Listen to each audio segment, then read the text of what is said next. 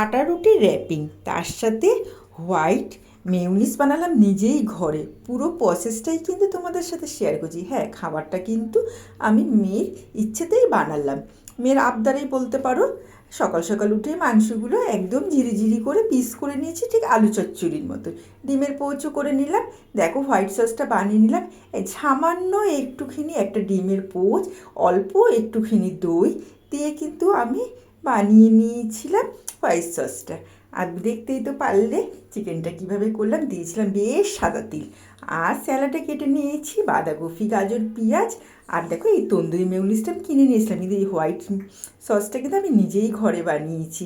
আর দিয়ে দিলাম একটা চিজ, ওপরে সবজি, মাংস। এবার বাটার দিয়ে বেশ করে ভেজে নিয়ে আগে নিজেই খেলাম।